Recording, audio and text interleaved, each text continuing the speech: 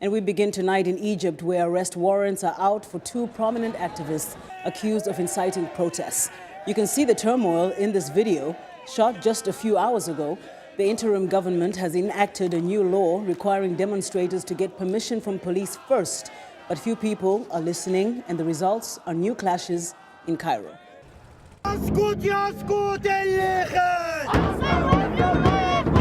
Hundreds of Egyptians opposed to a new protest law continued with their demonstrations in downtown Cairo Tuesday, despite being dispersed by police 3 times. The new legislation passed Sunday bans protests without police approval. The demonstrators were also protesting against military tribunals for civilians. Human rights groups have condemned the law as a major blow to freedom in Egypt and a slap in the face of the Arab Spring that resulted in the overthrow of autocratic ruler Hosni Mubarak in 2011. The law bans protests at places of worship and gives the Interior Ministry the right to forbid any public meeting of more than 10 people. What we're doing here, we're standing against the real terrorists of the state, who have been ruled by the martial system, killing innocent people, arresting lawyers, arresting righteous lawyers, arresting righteous political activists in such a way that has no relationship with human rights or has no relationship with the real January 25 revolution or even the 30 June revolution. That's what happened today.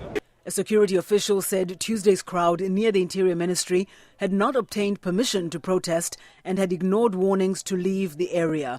The army-backed government has said it is not against peaceful protests, but wants to restore order in the streets. It has also complained that protests often disrupt traffic.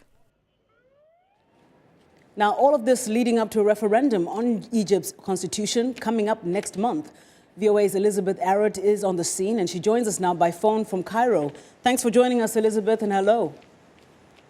Hi, Dimi. How are you? Fine. So paint a picture for us. What is the latest taking place in Cairo? Well, this is it's small groups that are coming out, but it still is a challenge to the military-backed government. They had put in place this new law, which comes just shortly after, a couple weeks after they've got rid of the state of emergency, which obviously gave the police much broader powers. And some people feel that this is a way to replace it without having to be under martial law.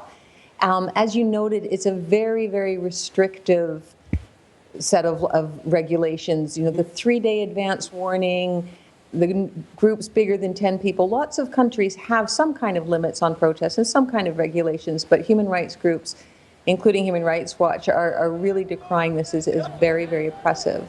Now, are most seeing this as a problem, the fact that the police want access or information ahead of a protest? And then also, what about their point that it's disruptive, that life is always put aside when these protests are taking place? Any validity?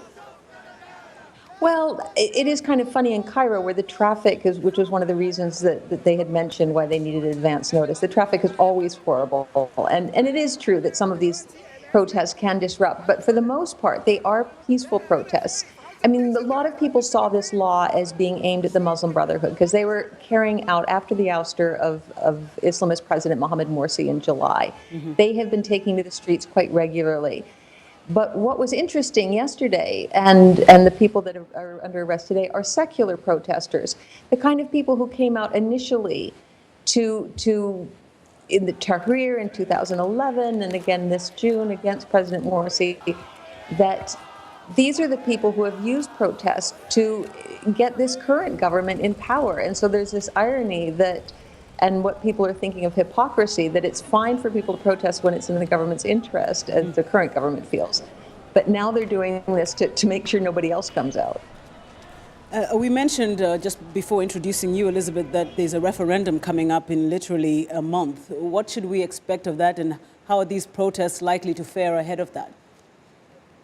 Well, it is fairly provocative to make, and they've specifically said groups to do with political meetings or anything to do with voting of any sort, that's specifically banned as well, or have limits placed on it. The referendum is probably not as controversial as maybe some of the other steps that we're going to see coming down the line. This is the fourth constitution Egyptians have seen in the past 3 years. It's less controversial than the last one. So I think some people, it's not going to probably stir up as much passions. It's pretty much back to the same old thing. But again, just the fact that you're not allowed to protest will bring people out on the streets. Okay, well, that's all the time we have. But thank you so much for that information. Elizabeth Arrett reporting live from Cairo.